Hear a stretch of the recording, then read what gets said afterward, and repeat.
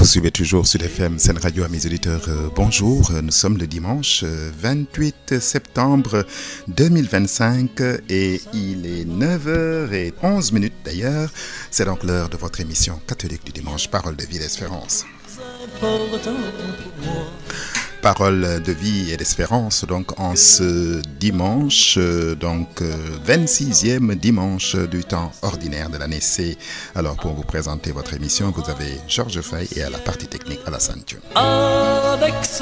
Et en ce 26e dimanche, donc voici les textes que la liturgie nous propose. La première lecture est tirée du livre d'Amos au chapitre 6, les versets 1 à 4, puis le verset 7. La deuxième lecture est tirée de la première lettre de Saint Paul apôtre à Timothée au chapitre 6, les versets 11 à 16. Et l'évangile de ce dimanche est de Saint Luc au chapitre 16, les versets 19 à 31. Vous avez donc là, mes auditeurs, les textes de ce 26e dimanche du temps ordinaire de l'année C. Lecture du livre d'Amos. Malheur à ceux qui vivent bien tranquilles dans Jérusalem et à ceux qui se croient en sécurité sur la montagne de Samarie. Couchés sur des lits d'ivoire, vautrés sur leurs divans, ils mangent les meilleurs agneaux du troupeau, les veaux les plus tendres. Ils improvisent au son de la harpe, ils inventent, comme David, des instruments de musique. Ils boivent le vin à même les amphores. Ils se frottent avec des parfums de luxe. Mais ils ne se tourmentent guère du désastre d'Israël. C'est pourquoi, maintenant, ils vont être déportés. Ils seront les premiers des déportés, et la bande des vautrés n'existera plus. Voilà donc, à mes auditeurs, le court passage du livre d'Amos que la liturgie nous propose en ce 26e dimanche. Déjà, dimanche dernier, nous avions entendu un autre passage du livre d'Amos dans lequel il s'en prenait aux riches et à leur inconscience, à leur égoïsme. Amos, il faut le savoir, est un prophète qui a prêché entre 780 et 750 avant Jésus-Christ. Alors, on ne sait pas combien de temps a duré sa prédication, mais il a certainement été amené à dire des choses qui n'ont pas plu à tout le monde, puisqu'il va être dénoncé au roi et il va être expulsé. Donc, alors, il est originaire du sud, mais il va prêcher dans le nord, à un moment de grande prospérité économique certainement. Donc, il suffit pour s'en convaincre de lire le passage d'aujourd'hui pour imaginer le luxe qui régnait en Samarie. Couchés sur des lits d'ivoire, ils mangent les agneaux du troupeau, les veaux les plus tendres de l'étable. Ils improvisent au son de la harpe. Ils se frottent avec des parfums de luxe. Ils ne se tourmentent guère du désastre d'Israël. La politique de l'Autriche, donc, en somme, c'est ce qu'ils pratiquent. Les gouvernants ne savent pas ou ne veulent pas savoir qu'une menace pèse sur eux. Et donc, c'est ce que dit le prophète Amos ici. Ils ne se tourmentent guère du désastre à venir. Et donc, l'oracle de Amos va être terrible. Il dit, c'est pourquoi maintenant ils vont être déportés. Ils seront les premiers des déportés et la bande de vautrés n'existera plus. Alors, on sait effectivement que cela va se produire lors de l'exil à Babylone, de la déportation donc des Juifs à Babylone, et qui va durer une 50aine d'années. Et dimanche dernier, à mes auditeurs, comme aujourd'hui, eh bien, ces passages du livre d'Amos nous parlent. Voilà. Donc, encore une fois, il y a des gens qui, comme Amos le dit, effectivement, mangent les meilleurs agneaux du troupeau, les veaux les plus tendres. Voilà, ils inventent des instruments de musique, ils boivent le vin à même les amphores. Ça, c'était à l'époque d'Amos. Aujourd'hui, c'est autre chose. Ce sont parfois des gens qui, comme Amos le dit ici, ne se soucient pas, effectivement, de la misère des pauvres. Alors, Amos avait prédit, donc ici, le malheur à venir, c'est-à-dire la déportation du peuple juif à Babylone. Eh bien, aujourd'hui, peut-être il ne s'agit plus de déportation, mais il peut s'agir d'exil volontaire ou forcé. Il peut même s'agir d'évasion, de fuite pour aller ailleurs. Parce qu'on a effectivement accaparé ce qui était indu. Donc, le texte d'Amos nous parle. Et la page d'évangile nous le redira encore plus. Donc, c'est encore une fois un appel que lance le prophète, en tout cas une mise en garde, afin que les riches, les puissants, les responsables, n'est-ce pas, eh bien, se comportent mieux à l'égard de leur peuple, à l'égard des plus démunis. Alors, malheur à ceux qui se croient en sécurité sur la montagne de Samarie. Malheur à ceux qui se croient en sécurité. Parce que la richesse indue, souvent, ou l'accaparement, ou en tout cas l'indifférence, n'est-ce pas, des riches face aux pauvres, eh bien, cela attire le malheur, ou attirera le malheur, ou ici-bas, ou dans l'au-delà. Ici-bas, ça peut être la prison, la reddition des comptes, autre chose. Voilà. Dans l'au-delà, Dieu lui-même nous demandera des comptes. Alors, donc, ces mises en garde du prophète sont en même temps une invitation au changement. C'est une invitation au changement. Il faut marcher humblement sur le chemin de la vérité et sur le chemin, n'est-ce pas, de la justice. Voilà.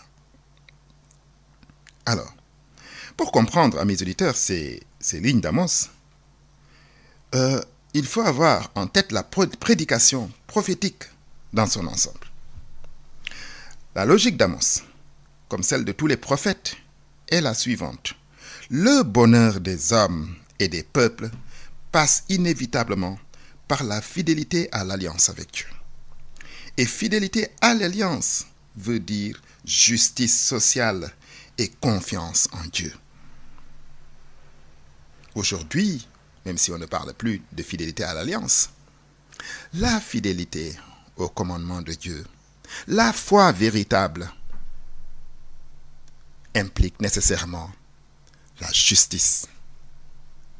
La justice, pas au sens des institutions de la justice, mais le fait d'être juste. Le fait d'être juste.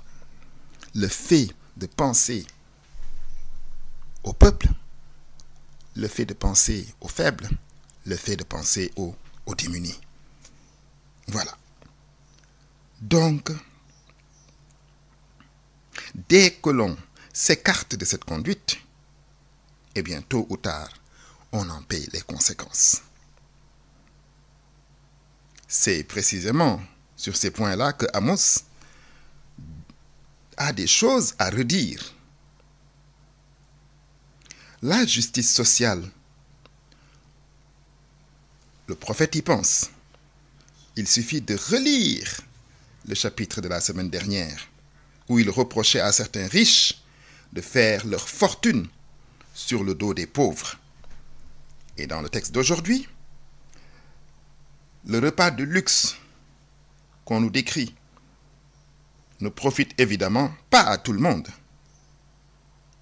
Quant à Dieu, il n'a plus besoin de lui. Croit-on? Ce sont les riches qui pensent qu'ils n'ont plus besoin de Dieu. Pire, on fait des simulacres de cérémonie. Comme le dit Isaïe, ce peuple s'approche de moi en me glorifiant de la bouche et des lèvres, alors que son cœur est loin de moi. Alors je rappelle à mes auditeurs que vous suivez Parole de vie et d'espérance en ce 26e dimanche du temps ordinaire de l'année C. Évangile de Jésus-Christ selon saint Luc. Jésus disait cette parabole. Il y avait un homme riche qui portait des vêtements de luxe et faisait chaque jour des festins somptueux.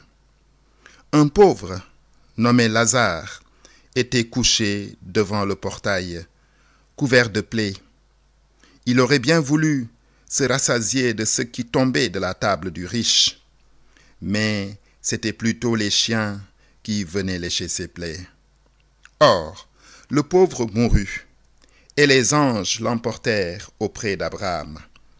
Le riche mourut aussi, et on l'enterra. Au séjour des morts, il était en proie à la torture. Il leva les yeux et vit de loin Abraham avec Lazare, tout près de lui. Alors il cria, « Abraham, mon père, prends pitié de moi et envoie Lazare tremper dans l'eau le bout de son doigt pour me rafraîchir la langue, car je souffre terriblement dans cette fournaise. » « Mon enfant, répondit Abraham, rappelle-toi, tu as reçu le bonheur pendant ta vie et Lazare le malheur. Maintenant, il trouve ici la consolation et toi, c'est à ton tour de souffrir. De plus, un grand abîme a été mis entre vous et nous pour que ceux qui voudraient aller vers nous ne le puissent pas, et que de là-bas non plus, on ne vienne pas vers nous. Le riche répliqua, « Eh bien, père, je te prie d'envoyer Lazare dans la maison de mon père. J'ai 5 frères, qu'ils les avertissent pour qu'ils ne viennent pas, eux aussi, dans ce lieu de torture. » Alors, donc, Abraham lui dit, « Ils ont Moïse et les prophètes, qu'ils les écoutent. » « Non, père Abraham, dit le riche, mais si quelqu'un de chez les morts vient les trouver, ils se convertiront. » Abraham répondit, « S'ils n'écoutent pas Moïse ni les prophètes, quelqu'un pourra bien ressusciter d'entre les morts. Ils ne seront pas convaincus. » Voilà donc la page d'évangile, amis auditeurs, de ce 26e dimanche. Il s'agit de la parabole du riche et de Lazare. Une parabole que Jésus a réadaptée parce qu'il est à l'origine un conte populaire. Et donc, nous voyons la fin du récit, combien elle semble terrible. Quelqu'un pourra bien ressusciter d'entre les morts. Ils ne seront pas convaincus. Alors, donc, cette histoire, c'est celle d'un riche qui portait des vêtements de luxe, faisait de grands festins tous les jours. Et il y avait à sa porte un pauvre nommé Lazare. Et qui aurait bien voulu ramasser les miettes qui tombaient de la table pour avoir quelque chose à se mettre sous la dent. Mais le maître est totalement indifférent. Et Lazare meurt. Et la parabole nous dit que quand il mourut, eh bien, on l'amena, les anges l'emportèrent auprès d'Abraham. Et par le plus grand hasard, le riche meurt le même jour. Et on l'enterre. Et là, il va vivre des tourments, connaître des souffrances, parce qu'il est dans une fournaise, un lieu de torture, comme dit le texte, comme lui-même le dit. Alors, levant les yeux, il voit au ciel Abraham et Lazare, et supplie Abraham de demander à Lazare de lui apporter une goutte d'eau, de tremper son doigt dans de l'eau, pour qu'il lui apporte cette goutte d'eau pour qu'il puisse rafraîchir sa langue. Alors, bien sûr, Abraham n'accède pas à sa demande. Et après, il dit, mais dans ce cas-là, moi j'ai mes frères qui sont encore sur terre, ils sont vivants, ils ne sont pas morts. Envoie Lazare, peut-être pour qu'il les avertisse de changer, de bien se conduire ici-bas, afin de ne pas venir dans ce lieu où je suis, c'est-à-dire l'enfer, pour simplifier. Et Abraham lui dit, ils ont Moïse et les prophètes, qu'ils les écoutent. Ils ont Moïse et les prophètes, qu'ils les écoutent. Le riche insiste encore, mais c'est vrai, ils ont eu Moïse et les prophètes. Mais si quelqu'un, n'est-ce pas, revient, quelqu'un qui est mort, effectivement, revient de chez les morts et vient sur terre, quelqu'un qui est déjà mort, qui revient à la vie, leur parle, alors ils vont l'écouter. Et Abraham lui répond, s'il n'écoute pas Moïse et les prophètes, quelqu'un pourra bien ressusciter d'entre les morts. Ils ne seront toujours pas convaincus. Alors on se demande, mes auditeurs, de qui Jésus parle-t-il? Est-ce qu'il ne parle pas de lui-même? Car, à son époque, comme 2000 ans après, lui qui est ressuscité des morts n'a pas convaincu tout le monde. Tout le monde n'a pas adhéré, n'est-ce pas, à l'évangile. Tout le monde n'a pas adhéré à son message. D'ailleurs, beaucoup, parfois, se sont endurcis. Beaucoup, parfois, se sont éloignés de lui. Mais malheur à ceux qui vont s'éloigner de lui. Lui qui est, comme il le dit, le chemin, la vérité et la vie. Alors, donc, l'histoire de Lazare, c'est l'histoire de bien des gens dans le monde et près de nous. Nous avons beaucoup de Lazare. Tous les jours, nous en croisons. Nous les côtoyons parfois avec indifférence, comme ce riche. Nous avons bien des gens qui sont dans la pauvreté matérielle, mais qui sont des marginalisés, qui sont des exclus. Qui va vers eux? Qui se préoccupe de leur sort? Alors, aujourd'hui, dans l'Évangile, Jésus nous invite à éviter ce grand péché du riche qui est l'indifférence. Le grand péché du riche, souvent, c'est l'indifférence. Oui. Il nous invite par la même occasion, Jésus, à être de vrais fils d'Abraham.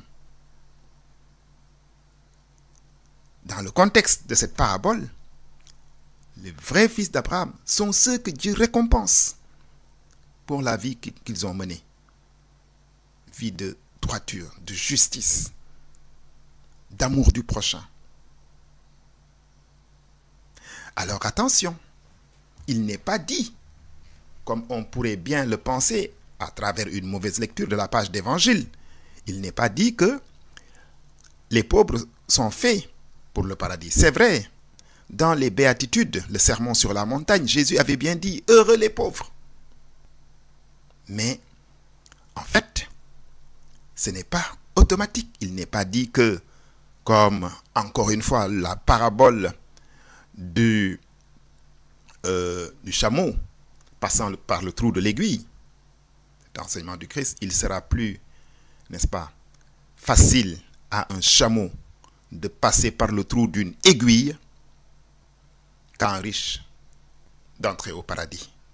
Mais il ne faut pas prendre effectivement cet enseignement de Jésus au pied de la lettre. Si cela était le cas, cela voudrait dire qu'aucun riche n'entrerait au paradis. Parce qu'un chameau ne pourra jamais passer par le trou d'une aiguille. Non, ce n'est pas la compréhension qu'on doit en avoir. Comme je l'ai dit ici, il y a quelque temps, on peut être riche mais pauvre de cœur, humble. Et vous avez effectivement des gens très riches, mais qui vivent simplement, modestement. Et donc, qui sont quand même pauvres de cœur. On ne va pas citer, il y en a, effectivement. Même s'il ne s'agit pas de le glorifier ou de lui jeter des fleurs. Mais quelqu'un comme Bill Gates, extrêmement fortuné, certes il n'est plus la première fortune du monde, mais qui n'a gardé que peu de sa fortune. Oui. Et c'est grâce aux dons qu'il fait annuellement aux Nations Unies qu'on a pu, par exemple, soigner gratuitement les malades du sida, parce que les antirétroviraux sont devenus gratuits dans beaucoup de pays. Ça, c'est en très grande partie grâce à lui. Il n'a légué que peu, 1 ou 2% de sa fortune à chacun de ses enfants. Et le reste, c'est à travers une fondation, c'est à travers des dons, des écoles et autres, des hôpitaux. N'est-ce pas? Et voilà quelqu'un, même si je ne suis pas encore en train de lui jeter des fleurs, mais voilà un exemple. En réalité, le riche est souvent égoïste. Il oublie que, en donnant, on ne s'appauvrit pas, mais on s'enrichit. Et encore, comme la Bible nous le dit plus d'une fois, on se constitue un trésor dans les cieux. Mieux vaut amasser un trésor dans le royaume de Dieu, au ciel, plutôt qu'ici-bas. Et donc, Jésus, dans la page d'évangile de ce jour, nous invite à devenir de vrais fils d'Abraham. Abraham, vous l'avez remarqué, a été cité 7 fois dans cet évangile. C'est donc certainement une clé de compréhension du texte. Au fond, la question de Jésus est: qui est vraiment fils d'Abraham? Et sa réponse: si vous n'écoutez pas la loi et les prophètes, si vous êtes indifférent à la souffrance de vos frères, vous n'êtes pas des fils d'Abraham. Et Jésus va encore plus loin. Le pauvre aurait bien voulu manger les miettes du riche, mais c'était plutôt les chiens qui léchaient ses plaies.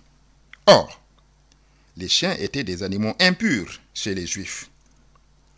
Ce qui fait que, même si le riche pieux s'était donné la peine d'ouvrir son portail, il aurait été choqué de toute façon et aurait fui cet homme impur, léché par les chiens.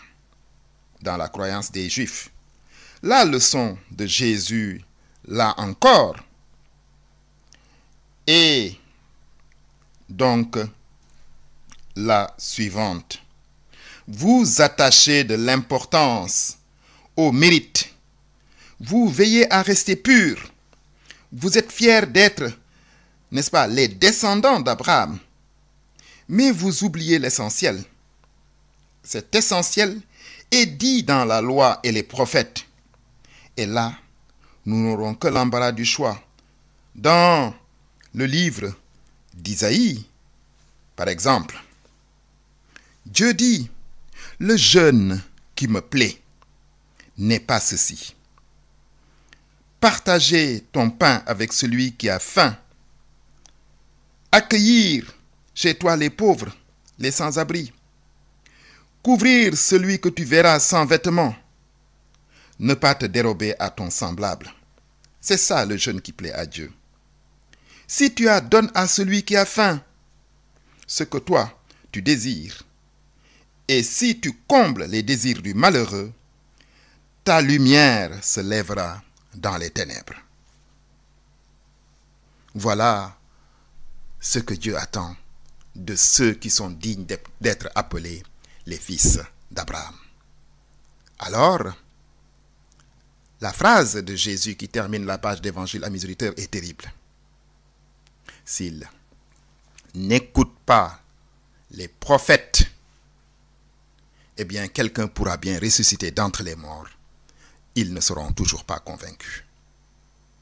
Alors, l'invitation qui nous est faite à mes auditeurs, en ce 26e dimanche du temps ordinaire, c'est d'être des véritables, de dignes fils d'Abraham, le père des croyants. Et donc, de penser à tous ces Lazars que nous rencontrons quotidiennement, c'est-à-dire tous ces pauvres, tous ces gens abandonnés, tous ces gens marginalisés, qui ont besoin, certes, de nourriture, mais qui ont besoin d'attention et d'affection.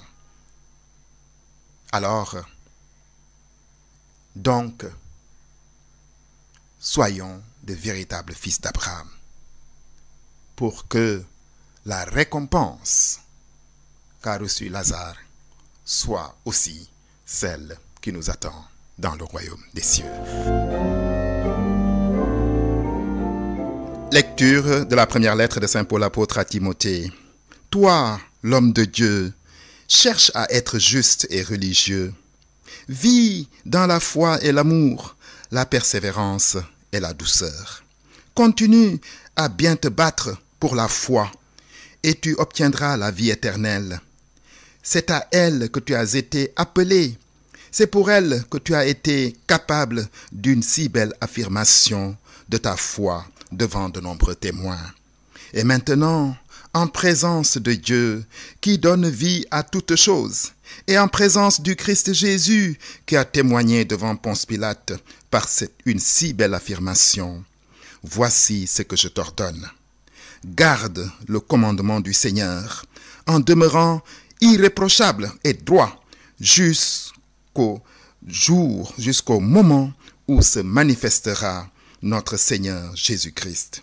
Celui qui fera paraître le Christ au temps fixé, c'est le souverain unique et bienheureux, le roi des rois, le Seigneur des seigneurs, le seul qui possède l'immortalité, lui qui habite la lumière inaccessible, lui que personne n'a jamais vu et que personne ne peut voir. À lui, honneur et puissance éternelle. Amen. Donc voilà, mes auditeurs, la page d'évangile, l'exhortation que Paul adresse à Timothée, encore une fois. Alors, déjà, nous avons entendu un extrait de la lettre à Timothée dimanche dernier. Et ici, Paul demande à Timothée de témoigner de sa foi, d'oser affirmer sa foi, et à nous tous d'oser affirmer notre foi. Eh bien, qui, effectivement, nous poussera à, effectivement, adresser nos louanges, notre attachement au Christ, mais aussi à celui qui fera paraître le Christ au temps fixé, c'est-à-dire Dieu, le souverain juge, Dieu, le souverain juge, le roi des rois, le seigneur des seigneurs. Dieu seul possède l'immortalité. Lui qui habite la lumière inaccessible. Dieu que personne n'a jamais vu et que personne ne peut voir. Mais à Dieu, honneur et puissance éternelle pour donc les siècles sans fin. Et donc, Paul exhorte Timothée, n'est-ce pas, à chercher toujours à être juste et religieux. Et ça, c'est extrêmement important, amis auditeurs, être juste. Voilà. Donc, d'ailleurs, parfois, on se demande comment les gens délibérément peuvent être injustes. On peut se le demander, amis auditeurs, comment délibérément les gens parfois sont injustes. Tout en se disant croyants, comme disait tout à l'heure, effectivement, Amos, et comme le disait la parabole. Non, on ne peut pas se prétendre croyant, véritablement, c'est-à-dire digne fils d'Abraham, en étant, n'est-ce pas, malhonnête, en étant injuste. Et donc, Paul dit à Timothée, maintenant en présence de Dieu qui donne vie à tous les êtres, et en présence du Christ Jésus qui a témoigné devant Ponce Pilate, je t'ordonne de garder le commandement du Seigneur, en demeurant irréprochable. Voilà ce que nous devons chercher à devenir, amis auditeurs. Irréprochable et droit. C'est ça aussi ce qui fait le bon citoyen. En dehors du bon croyant, le bon citoyen, c'est celui qui doit être juste et qui doit être droit. Voilà donc, amis auditeurs, l'exhortation de Paul à Timothée, son disciple. Ainsi donc, amis auditeurs, notre émission tire à sa fin, elle est presque finie.